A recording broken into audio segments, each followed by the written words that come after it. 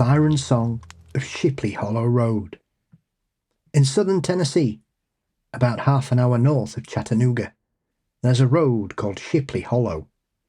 Some people call it Pity Pat Hollow, but at the time of my experience, I wasn't aware of that name, or the legends surrounding it.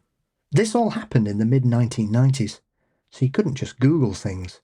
I still don't know a lot about it, but from what I understand, the Pity Pat is a shadow creature who is said to have inhabited this area since the 1860s. Back to my story. At the time, I was living in Murfreesboro with my then boyfriend Greg. One night, we were hanging out with his cousin Mike when we all decided we wanted to try looking for ghosts. We were bored, and it seemed like a good idea at the time, even though ghost hunting wasn't really a thing yet, or at least it wasn't to us. Greg suggested we first hit up the old, allegedly haunted graveyard on Shipley Hollow Road, which was maybe 2 hours away, and we all agreed.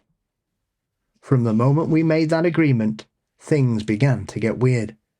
Before we'd even left, my dog Rex started growling at the doorway, pacing and whining. Then, once we were on the road, I couldn't shake the sensation that someone was watching us, and it was accompanied by a stifling sense of dread. I was driving, so throughout the entire 30-minute drive there, I tried to distract myself by focusing on the road, but this bad feeling just wouldn't go.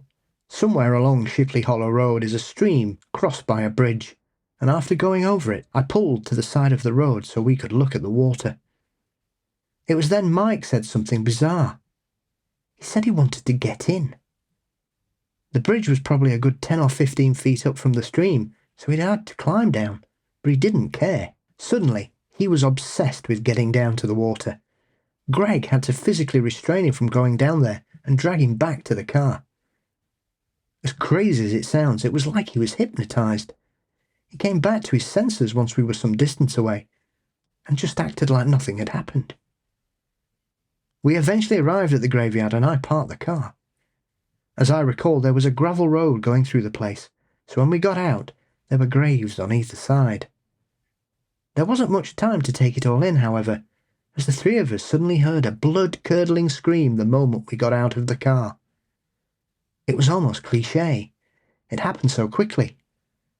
Mike kept talking, trying to ignore it, but then the scream happened again, from far off in the woods. He again tried talking over it, but I hushed him, and that's when we heard it for the third time, now much closer. It was horrifying, like a woman being murdered, each one lasting for 3 or 4 seconds. That was enough for us. We got right back in the car and sped out of there as fast as we could. But the weirdness didn't stop. For the next few nights, I woke up at odd hours feeling as though someone was watching me from the corner of my bedroom. We started hearing voices when we were the only ones in the house, and the cabinets and doors started to open by themselves.